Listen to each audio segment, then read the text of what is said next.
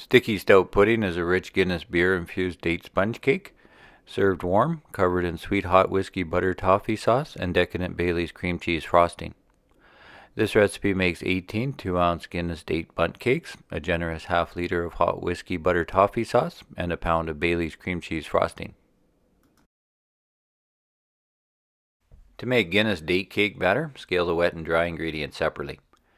Then simmer 200 grams pitted medjool dates with 200 grams Guinness beer and 5 grams of baking soda to soften them. Simmer for a minute or two and remove from heat. In a separate bowl, sift together 250 grams of all-purpose flour, 5 grams of baking powder, and 2 grams of salt. Then blend the date mixture into a paste with 3 large eggs, 100 grams melted butter, 100 grams buttermilk, and 100 grams sugar cane syrup. Pour the wet ingredients on top of the dry ingredients and mix them together. Portion the batter into small silicone bundt pans dusted with butter and flour to make the cakes easier to release. Then bake at 350 degrees Fahrenheit for 25 minutes.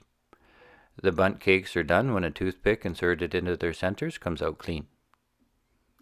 To make a generous 2 cups of a sweet whiskey butter toffee sauce, caramelize 100 grams sugar and 100 grams butter, which takes about 2 minutes on medium heat.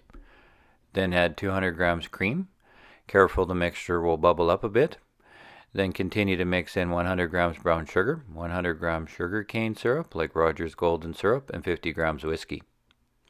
Simmer for a few minutes to make sure all the sugar is dissolved and strain. Stored in the refrigerator, whiskey butter toffee sauce will be at its best for about a week. To make about a pound of Bailey's cream cheese frosting, beat together 125 grams room temperature cream cheese, 60 grams room temperature butter, 15 grams vanilla extract, and 30 grams Bailey's Irish cream until smooth. Then sift 225 grams icing sugar over top, a little at a time, beating the sugar into the cream cheese butter mixture until lump-free and smooth. Transfer to a piping bag with a star tip and refrigerate until ready to use. Serve the Guinness sticky pudding warm with a generous amount of hot whiskey butter toffee sauce and Bailey's cream cheese frosting.